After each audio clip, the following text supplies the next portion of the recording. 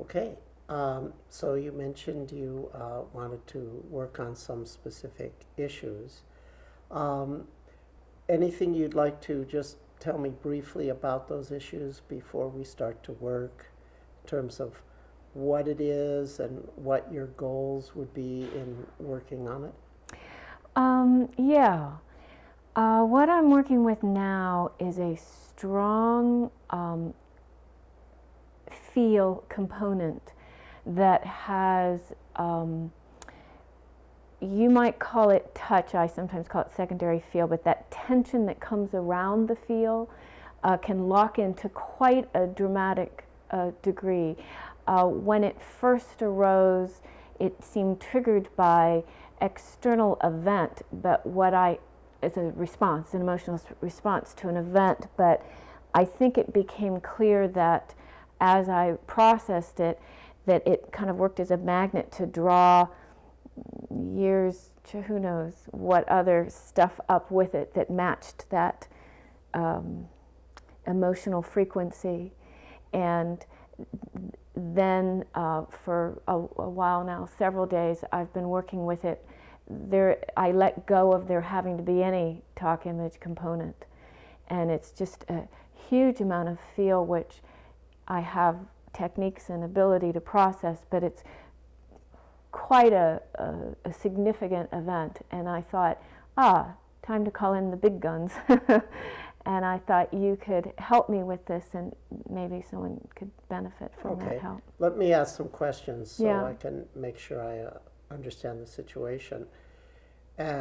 You're having a lot of emotional type body sensation, what I Yes. call feel. Right. But I think that you're saying that you have a muscle tension reaction to that feel when it arises. When I think there's a very, very strong feel, and because it is so nonstop and intense, that the body just starts to tighten around it in a way that I'm working not only with the feel, but I have to kind of work with the tightening that comes around it. And so I might work with one, then work with the other, but there's no question the core, it's feel. And everything else is just because it's been so intense for so long, the body's just starting to, and I'm literally now experiencing physiological things in the body just simply from that tightening around the feel.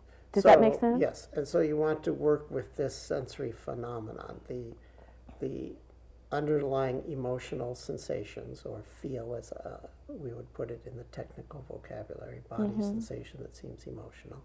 And then there's a kind of physical response in the form of muscle tension.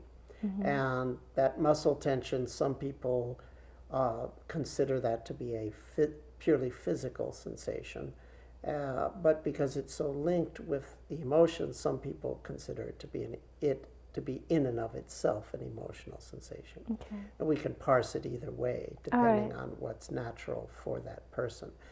I have a few other questions to ask you. It sounds to me like you've already been working with it in the way that I would consider optimal. By that I mean that you're sometimes focusing on the tension reaction, sometimes focusing on the underlying feel itself, which is the general strategy of divide and conquer. So, and I've been using a lot of flow is probably where my natural strength is, and I can work with flow and almost immediately have some kind of response to that of going into it, but then it re-arises and recongeals. So I thought, okay, I've got to maybe work more deeply, or maybe you can just help me. Well, probably the strategies that you are using are already optimal. That's my guess. And it's simply a matter of continuing with them. But let's just do some interactive stuff, and we'll see what comes up. I'm not sure that there's actually anything new to add content-wise. It may just be a numbers game of continuing what you're now doing. Right. But like I say, let's see what happens. I do have a couple more questions. Does the tension reaction that you're referring to, does that tend to come up in a pronounced pattern in real time, or is it more of an ongoing sort of situation? By that I mean, is there a clear sense of there'll be an eruption of feel and then there's a tension, eruption of feel, then there's a tension? Or is it that the tension is sort of there in a fairly ongoing way?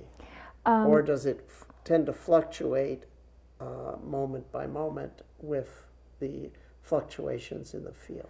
A little bit of the second, a little bit of the third.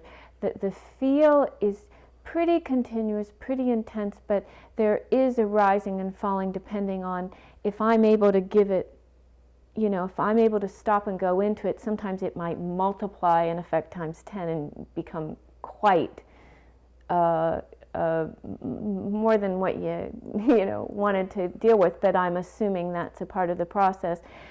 Sometimes my work with it will help it flow. The tension does not correspond directly to the feel, and what I'm calling the tension is just from the feel having been so consistent. There's a kind of a not breathing and a tensing in that's creating stuff in the back. That's what I needed to know. So it's not really a moment by moment tensing, physical muscle tensing around emotional body sensation.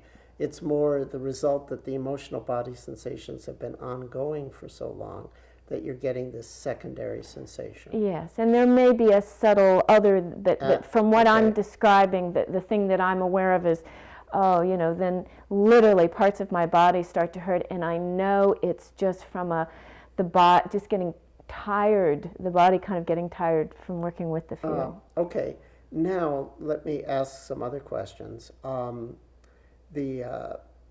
You talk about the feel breaking up into flow. Yeah. And I'm assuming that happens with some consistency.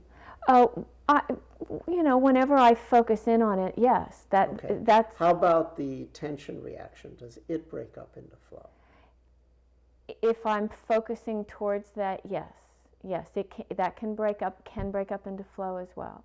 They all do kind of like a rubber band snap back into place a lot.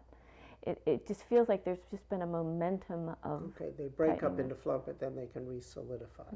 So you can actually have the tension and the feel both turn into flow with your practice. Have you attempted to do that during practice in motion, like walking practice and so forth? Pretty much, yes. I have to, otherwise I wouldn't be able to function. I wouldn't be doing this today if I wasn't. So you can already get them both to dissolve into flow, which is pretty. But when I'm doing amazing. an action, in other words, if I'm stopping and all of my awareness is going into that, I can go total flow. But when I have to also do this activity or talk to this person or do something like that, all of my attention isn't on it, so there's some congealing. Also, I can do enough flow to function, but I'm not, floating on clouds all the way through. I do have periods where something like there's certain activities that help the flow. When I'm doing a laughing meditation or when I'm facilitating somebody. I literally don't, it pretty much all goes flow during certain activities. But the rest of the time it's having to kind of keep some awareness there and some awareness here just to kind of function.